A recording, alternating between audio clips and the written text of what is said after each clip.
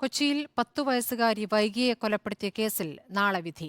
സ്ത്രീകൾക്കും കുട്ടികൾക്കുമെതിരായ അതിക്രമ കേസുകൾ പരിഗണിക്കുന്ന എറണാകുളം പ്രത്യേക കോടതിയാണ് കേസിൽ വിധി പറയുക. 2021 മാർച്ച് 22-നാണ് വൈകിയെ അച്ഛൻ സനു മോഹൻ ശ്വാസം മുട്ടിച്ച് കൊലപ്പെടുത്തി പുഴയിൽ തള്ളിയത്.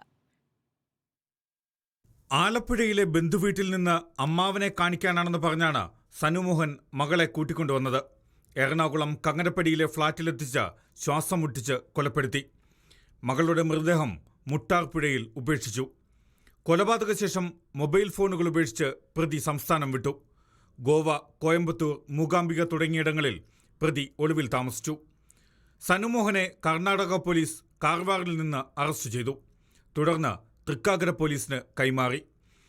പണം കൊടുക്കാനുള്ളവരെ കബളിപ്പിക്കാനാണ് മകളെ കൊന്നതെന്നും ആൾമാറാട്ടം നടത്തി ജീവിക്കാനായിരുന്നു പദ്ധതിയെന്നുമായിരുന്നു സനുമോഹന്റെ കുറ്റസമ്മതമൊഴി.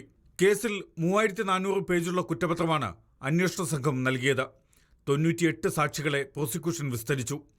സ്ത്രീകൾക്കും കുട്ടികൾക്കുമെതിരായ കേസുകൾ പരിഗണിക്കുന്ന Ernakulam additional sessions judge K Soman ആണ് വിചാരണയ്ക്ക് ശേഷം നാളെ വിധി പറയുന്നത്. കുറ്റക്കാരനാണെന്ന് കണ്ടെത്തിയാൽ ശിക്ഷാവിധിയും വിചാരണ കോടതി നാളെ തന്നെ പ്രഖ്യാപിച്ചേക്കും. റിപ്പോർട്ടർ, കൊച്ചി.